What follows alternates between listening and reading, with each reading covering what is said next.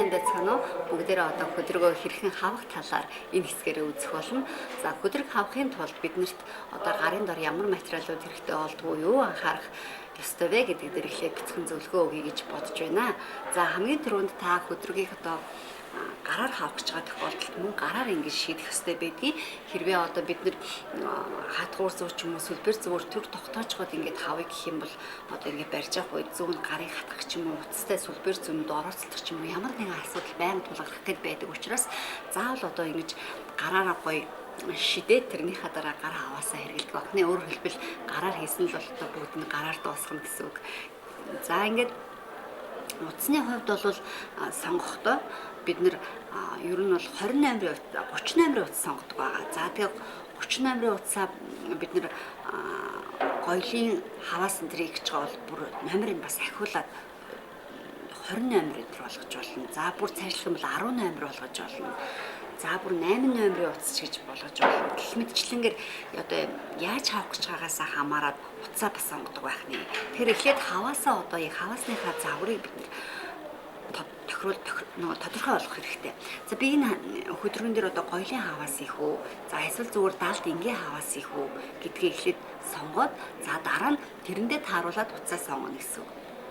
Хэрвээ та гоёлын хаваас хийж байгаа бол аль болох гоё юм ирчтэй одоо жишээ нь байгаа утаснууд та бүхэн харж байгаа. Эднэр бол ингээд яг энэ хаваасанд маш сайхан тохирдог юм гоё утаснууд байдгийг. Номер нь болохоор энэ 18-ын утас.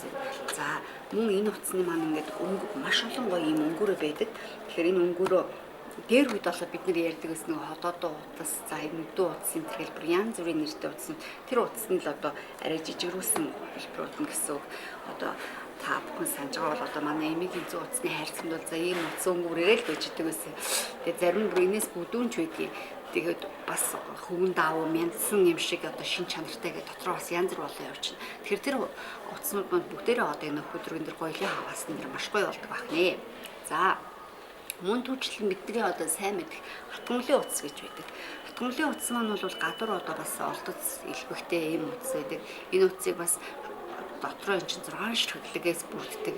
Бид нэр одоо 2 орн ч юм уу 3-3-аар ингэж сэмлээд ойдог байгаа шүү дээ. Тэгэхээр энэ утсанд одоо хаваас нь бид нэр яаж ашигладаг вэ гэхээр хаваасандаа бид нар бас л 3-аар ч юм уу эсвэл шууд гоёлын хаваас гэж байгаа зарим тохиолдолд бүр ингэж гоё томоор нь хол ингэж бүдүү ирчээр нь ингэж хавдаг байгаа.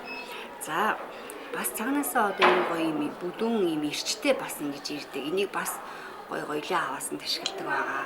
Тэгээд за ингээ утас ер нь гоёлын хаваасанд маш олон янзаар та бүхэн хэрэгжүүлэхийг нь сарлаа.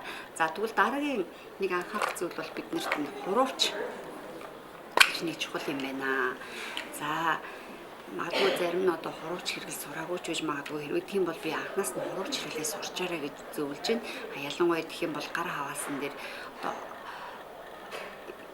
энэ хуруувч хэрэглээ сурсан хүмүүст их амар байд. Яг л гар хаваас бол их гоё нэг хийгээ сурчих юм бол өөр хэлбэл яадгүй гэхээр маш гоё цэвэрхэн болдог. За дээрэс нь нэмээд гараар хавсан оёлын машин хоёроор хавсан хоёрыг гараар хавахаар яагаад ч цаанаасаа л бүр миний бол хайр хүрээд байдаг шүү дээ. Яг л энэ дэр маш их гоё хөдөлмөр орсон байна, гараар хийсэн мэдэгдсэн байна гэдэг.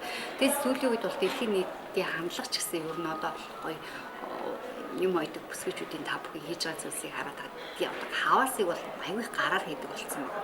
Гар хаваасны тэр нэг гоё сэтгэлээ шингээж бүр ингэж гараараа ойсон гэдэг нь хүндэж гэсэн маш гоё санагддаг болохоор тэгдэм болов уу гэж боддог. За хуруувчийг тэгэхээр одоо гар хаваас хийж байгаа тохиолдол бас их олон янз байдаг. Зарим хүмүүс жишээ нь төмөр хуруувч ашигладаг, зарим нь арьсан хуруувч ашиглаж байдаг, зарим нь зүгээр нэг үений юм хуруувч гэж байдаг шүү дээ. Одоо яг үндэ тааруулаа араас нь атгаа яваад байдаг. За ийм хуруувчнуудыг ашиглаж байна. За тэгээд бас юу байна? Зүү татагч байна. Зүү татагч одоо энэ бол миний хуучны зүү татагч л да. Гэхдээ одоо сүүлийн үед хуруунд хийдэг айгүй гоё тийм хаймрын зүү татагч гараад ирсэн байгаа. За энд бас нэг юм зүйл сонирхолтой аваад ирсэн. Энэ болохоор нөгөө гоё дээр үе хүрц цэцгийн үе хурууч. Энэсээ яг ийм гоё дөрөв хэлбэртэй айгүй гоё юм билээ. Тэгээд энийг яадгүй хөр хурундаа яг ингэж гоё хийгээл аль нэг хурундаа гоё ингэж хийгээл тэгээд энэ бүндгэр дээр нь гоё зүү таараад ингэж хийдэг бас их гоё гар дэвтэйхэн айгүй гоё хуруувч. За ийм гоё хуруучнууд байна. Ер нь бол энд одоо миний хуруучны цөөхөн хэсгэл байна л да. Шүү бол зөндөө гоё хуруучнууд байгаа. Би бас хуруучтай аягүй дуртай. Тэгээд хэрэглэгч дуртай. За бүр гоё эмээгийнхаа хийж өгсөн хуруучийг одоо гоё хадгалж хайрладаг. Баг хэрэглэдэггүй юм уу болж байх гээд. За дараагийн нэг юм бол энэ утас даслагч биднэрт хэрэгтэй. За утас даслагч маань дотроо бас ингээд гоё олон янз байдаг. За энэ бол бүр яг гоё юм гар урлал хийдэг хүмүүс зориулсан юм гоё дэглээ хайч байна. Энэ бас гоё эртээ нарийн чимхлүүрийн ихэд маш гоё үзүүртэй учраас их гоё болдог байгаа. За дараагийн нэг чухал юм бол мэдээж хэрэг зүү. За зүү сонгоно гэдэг бол бидний хувьд одоо маш чухал зүйл гэдэг. Зүүгээ одоо яаж сонгох вэ? Тэг ямар зүү байвал одоо энэ гар хаваасанд илүү гоё тохирох вэ гэдэг одоо та бүхэн бодож байгаа. Ер нь бол зүү болж өгвөл хит нарийн биш. Одоо яг миний гартаа барьсан байгаа зүү та бүхэн анзаарч байгаа бол гоё сүвч томтой, хурц эртэй. Хурц эртэй гэдэг маань одоо аль тухайн хэний хийж байгаа бүтээдлийг ингээ хатахад бүд мүд гэж ордоггүй зүгээр гоё шивж ямар ч дуу чимээг гоё шивж хүчтэй ордог энэ зүрхэнд гэдэг шүү. За энэ зүү маань бас дотроо сүвгч нь ингээ дээрээсээ шууд ингээ дарж ордог сүвгчтэй энэ төр гэж байгаа. Тэгэхээр одоо сүглэн гэхгүй гоё амар ингээд нарийнхан зүүнүүд ингээд шууд дээрээс нь уцаа ингээд дараад оруулаад тэгэхээр сүглэгдчихдэг ийм сүвчтэй байдаг бол зарим зүүнүүд нь ийм гоё том сүвчтэй байдаг. За тэгэхээр зүүгээ гоё зөв сонгочих юм бол бас оёх ажлыг маш их хөнгөвчлөдөг. Одоо тийм учраас та бүхний би зүүн дээрээ бас анхаарад зүүгээ гоё зөв сонгоорой, гартаа гоё эвтэйхэн зөв сонгоорой.